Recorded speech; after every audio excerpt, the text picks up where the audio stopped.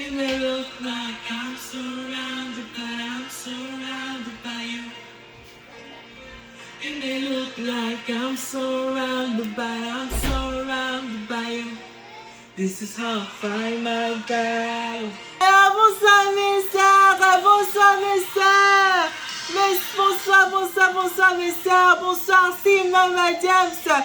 That's how I'm fighting my battle. When I'm praying God, I'm feeling comfortable. Alors c'est comme ça que je fais mes batailles dans la prière, dans la présence du Seigneur. Oui. J'espère que vous allez bien. Moi, je vais hyper bien par la grâce de Dieu. Je vais comme Dieu veut. Et aujourd'hui, nous allons aborder une petite continuité de ce que nous avons vu la semaine passée. Nous avons parlé la semaine passée de comment discerner si la conduite d'un enfant est bonne ou mauvaise, si c'est un enfant hypocrite en quelque sorte. Aujourd'hui, nous allons aborder ce sujet, pourquoi il est important de savoir que son enfant est hypocrite, pourquoi il est important de savoir si son enfant est vrai. Oui, mes sœurs, il est important de savoir si son enfant est hypocrite ou si son enfant est vrai. Pourquoi? Tout simplement parce que tu peux être en train de prier pour un sujet alors que l'enfant est de l'autre côté. Supposons que l'enfant est à gauche, tu dis, oh Seigneur, je te prie que mon enfant se porte bien à gauche alors que l'enfant est à droite. Alors ça ne marche pas. Dans Lamentation de Jérémie que nous allons lire aujourd'hui au chapitre 2 à partir du verset 19, il est dit quelque chose. Il est dit en fait c'est un message adressé pour des gens conscients de la situation qui se passe. J'ai découvert que mon enfant est hypocrite, je suis abattu. Que faire parce que la situation est de telle sorte que je ne peux rien. Mais que nous dit la Bible? Lève-toi, Lamentation de Jérémie, chapitre 2, à partir du verset 19. C'est un message adressé au temps de ruine pour les enfants d'Israël, mais qui peut nous servir pleinement encore aujourd'hui. Lamentation de Jérémie, comme je dis tantôt, chapitre 2, verset 19. Que nous dire la Bible? Lève-toi de nuit au commencement des veilles. Répands ton cœur comme de l'eau devant la face du Seigneur. Lève tes mains vers lui pour la vie de tes petits-enfants qui défaillent de faim au coin de toutes les rues. On répète le verset, mes sœurs. Lamentation de Jérémie, chapitre 2, verset 19.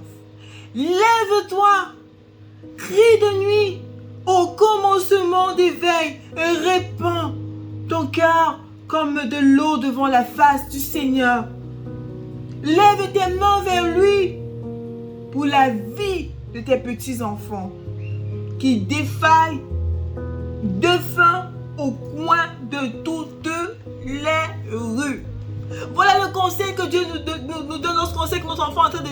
C'est-à-dire il est dans une situation, il est dans un mauvais chemin. La Bible dit, lève-toi, dévance les veilles de la nuit, prie, répands ton cœur.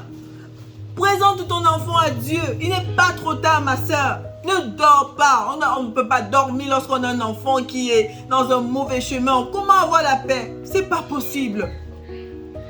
Répands ton cœur devant Dieu. C'est ce que Dieu nous conseille. Il n'est pas trop tard. Voilà pourquoi est-ce que lorsque tu sais que ton enfant est dans cet état, mais tu changes de façon de prier. Avant, tu priais confortablement, tu étais là. Mais maintenant, tu es en deuil parce que ça ne va pas là. Tu ne peux pas être en paix parce que ton enfant est en train de mourir de faim. Une faim spirituelle. Une faim spirituelle. Parce qu'il n'est pas abreuvé. Parce que peut-être ses parents n'ont pas touché la profondeur de son cœur. Peut-être ce n'est même pas un enfant de Dieu. Ou peut-être c'est même un enfant de Dieu, mais qui a pris un mauvais chemin.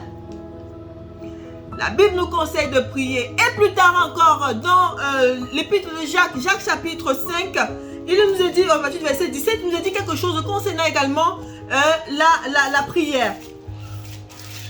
Vous me permettez, mes sœurs, nous ouvrons toujours la Bible pour ne pas parler de nous-mêmes. Ouais, nous faisons confiance à notre Créateur parce que tout est écrit dans sa parole. Jacques, chapitre 5, à partir du verset 17, la Bible nous dit quelque chose. Peut-être on va lire à partir du verset 16. Confessez donc vos fautes l'un à l'autre et priez l'un pour l'autre en sorte que vous soyez guéris. La fervente supplication du juste peut beaucoup Élie était un homme ayant les mêmes passions que vous, et il pria avec intense qu'il ne plût pas et il ne tomba pas de pluie sur la terre durant 3 ans et 6 mois. Et il pria de nouveau, et le ciel donna la pluie, et la terre produisit de son fruit. La fervente supplication du juste peut beaucoup. Et Dieu nous donne encore l'exemple d'Élie qui s'est imprégné, qui s'est appliqué dans sa communion avec le Seigneur, déjà parce que c'est sûr qu'il avait de bonnes relations au niveau de sa vie pratique et Dieu pouvait l'écouter. Voilà pourquoi, mes sœurs, dans notre communion, cherchons la face de Dieu dans notre vie pratique, recevons de lui le conseil comme il nous donne dans sa parole et appliquons-nous. C'était le message que je voulais partager avec vous. Mama James, votre servante pour la clé de la réussite de l'éducation des enfants. Portez-vous bien dans la prière. It may look like I'm surrounded, but I'm surrounded by you. It may look like I'm surrounded, but I'm surrounded by you.